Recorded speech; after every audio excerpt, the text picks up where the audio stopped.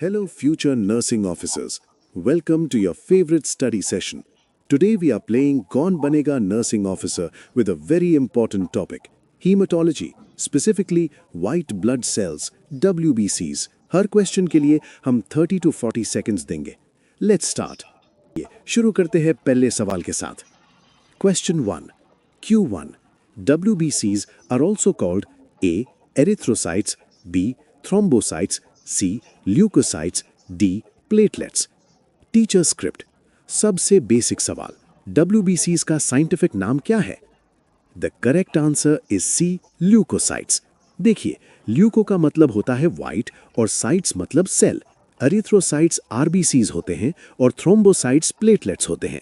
So WBCs are leukocytes जो body को infection से बचाते हैं. Question 2. Normal total leucocyte count TLC is A. 1000 to 3000 per cubic millimeter, B.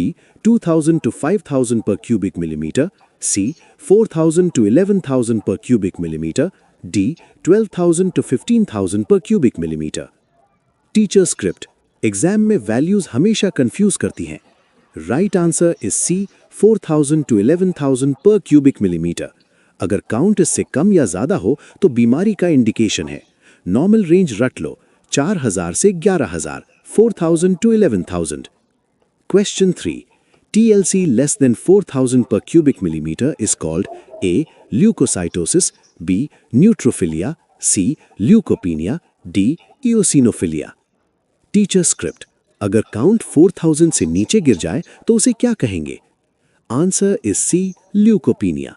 Medical term में जब भी कुछ कम होता है हम पीनिया सफिक्स यूज करते हैं, जैसे ल्यूकोपीनिया. ये अक्सर वायरल इन्फेक्शंस जैसे डेंगू में देखने को मिलता है. Question 4. TLC more than normal greater than 11000 per cubic millimeter is called A. Leukopenia, B. Leukocytosis, C. Neutropenia, D. Agranulocytosis. Teacher script. और अगर काउंट नॉर्मल से बढ़ जाए तो? The answer is B. Leukocytosis. Cytosis means increase in cells. जब body में कोई bacterial infection या इन्फ्लेमेशन होता है तो WBCs की फौज बढ़ जाती है लड़ने के लिए. इस कंडीशन को ल्यूकोसाइटोसिस कहते हैं. Question 5. Differential leukocyte count DLC tells A. Total number of WBC, B. Size of WBC, C. Percentage of each type of WBC, D. Function of WBC. Teacher script. TLC और DLC में फर्क समझिए. Correct answer is C. TLC total number बताता है, लेकिन DLC differential count बताता है कि 100 WBCs में से कितने न्यूट्रोफिल्स हैं, कितने लिम्फोसाइट्स हैं, etc. It gives the percentage of each type. Question 6. Which of the following are granulocytes? A. Monocytes, B. Lymphocytes, C. Neutrophils, D. NK cells. Teacher script. WBCs दो तरह के होते हैं, ग्रैन्युलोसाइट्स और agranulocytes. Answer is C. Neutrophils. जिन cells के cytoplasm में दाने दिखते हैं वो ग्रैन्युलोसाइट्स हैं. इसका कोड याद रखो, बेन, बेसोफिल, इओसिनोफिल, न्यूट्रोफिल. बाकी सब एग्रैन्युलोसाइट्स हैं. Question 7. Normal percentage of neutrophils is A. 10 to 20%, B. 20 to 40%, C. 40 to 70%, D. 70 to 90%. Teacher script. Blood में सबसे ज्यादा पाई जाने वाली WBC कौन सी है? Answer is C. 40 to 70%. Neutrophils army के पैदल सैनिक हैं, सबसे ज्यादा क्वांटिटी में होते हैं. Approx 40 to 70% of total WBCs are neutrophils. Question 8. Decrease in neutrophils is called A. Neutrophilia, B. Leukocytosis, C. Neutropenia, D. Agranulocytosis. Teacher script. वही पुराना रूल लगाओ, कम होना मतलब penia. So answer is C. Neutropenia. अगर न्यूट्रोफिल्स कम हो जाएं तो बैक्टीरियल इन्फेक्शन का खतरा बढ़ जाता है. ये कीमोथेरेपी या सीवियर वायरल इन्फेक्शंस में होता है. Question 9. Increase in neutrophils is called A. Neutropenia, B. Leucopenia, C. न्यूट्रोफिलिया, D. Eosinophilia. Teacher script. अगर न्यूट्रोफिल्स बढ़ जाएं तो? Answer is C. न्यूट्रोफिलिया. ये एक्यूट इन्फ्लेमेशन का सबसे बड़ा साइन है. बैक्टीरियल इन्फेक्शन हुआ नहीं कि न्यूट्रोफिल्स का नंबर बढ़ा नहीं. Question 10. Neutrophils are called cells of A. Chronic inflammation, B. Allergy, C. Acute inflammation, D. Immunity. Teacher script. ये क्वेश्चन बहुत बार पूछा गया है. Answer is C. Acute inflammation. Acute मतलब जो अचानक और तेजी से हो.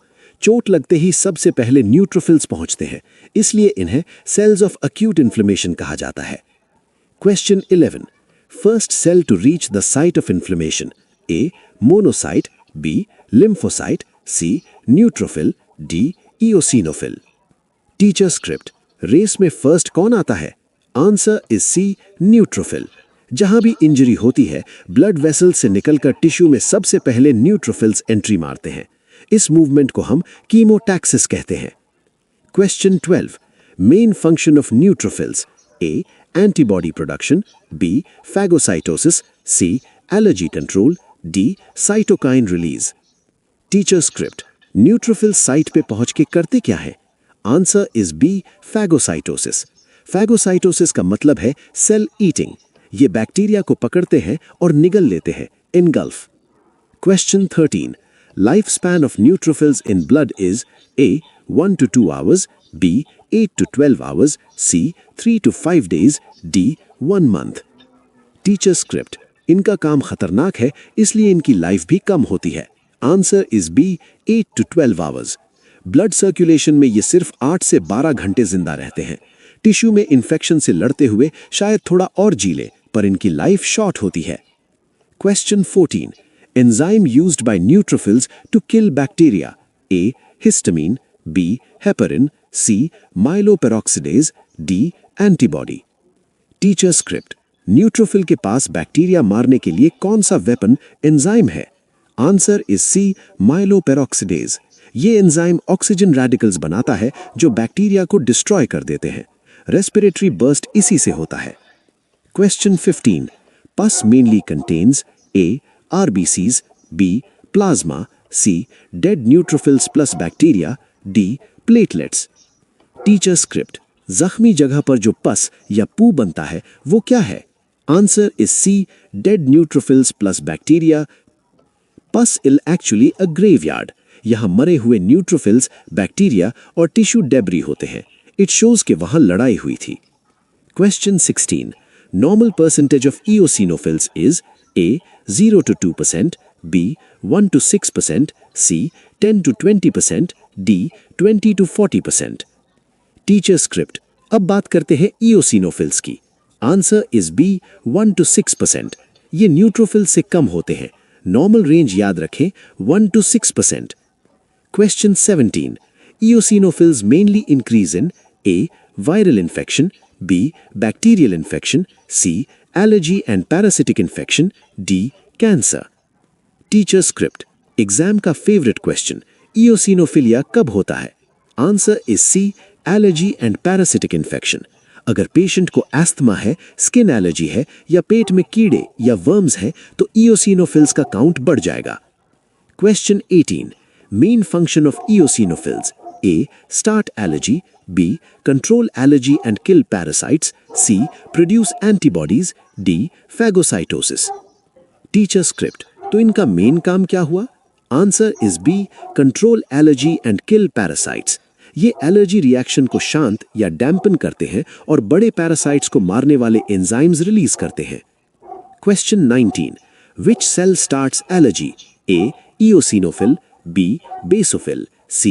Neutrophil, D. Monocyte. Teacher script.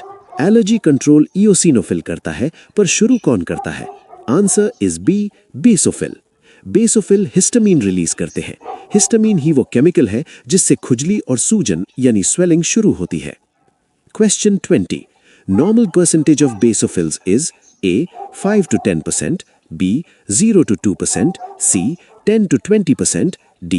20 to 30%. Teacher script. Last question. सबसे कम कौन सी WBC होती है? Answer is B. 0 to 2%. 0 to 2.